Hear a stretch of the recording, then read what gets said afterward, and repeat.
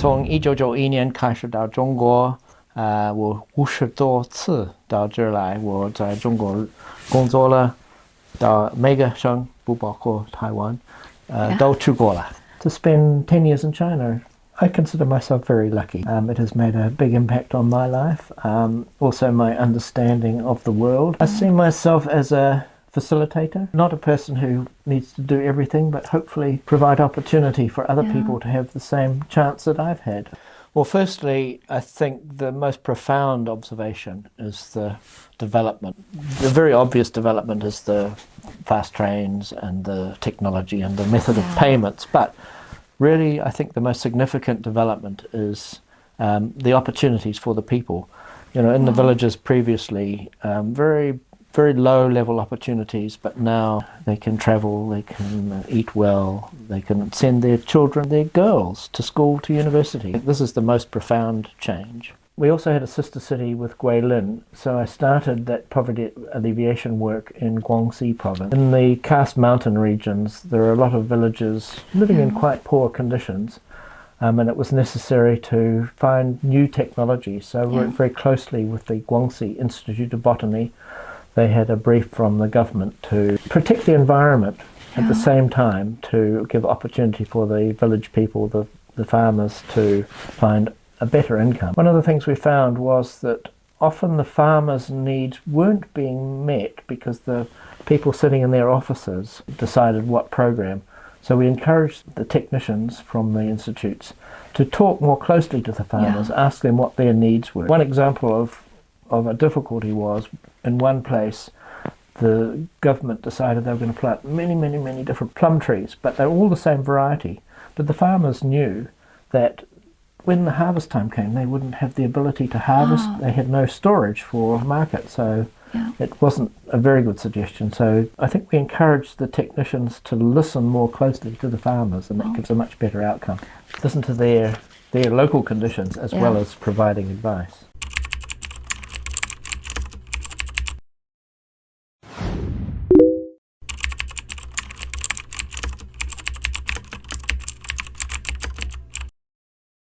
In particular, I found some Confucius terms, ren and yi.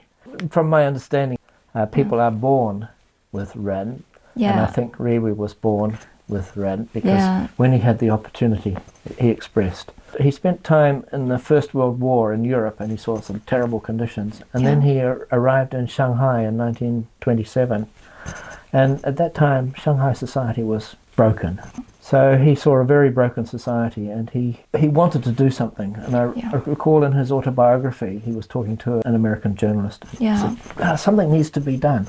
And she said to him, well, let's get on with it then. So it inspired him. Okay, why don't I do something? So at that point, his E started to be expressed. And I think that is the essence of his character. His humanitarian compassion and sense of righteousness drove him. The New Zealand-China Friendship Society was formed because Rewi asked his New Zealand friends, the best contribution you can make is to develop a friendship society to try and increase mutual understanding between the two peoples. And I think if he was here today, he would consider it even more important now than then, because there's so much disinformation about China in the world. We need to increase that understanding so that we can live peacefully together. I think Chinese people, especially young people, have a greater understanding of the West than Western people have of China. And I think it's very important that people in the West understand a Chinese perspective and don't just understand China from their own perspective. Look at China and view it from a Western perspective. You need to understand the Chinese perspective, the history, culture, what you're contributing to the world today. I've brought many tour groups to China. In the last tour group, one woman said to me, "Thank you, Dave, for bringing me to China. It was necessary for me to come to see for myself rather than be told from outside." And I think probably 95% of people who come to China have a more true vision of what is China.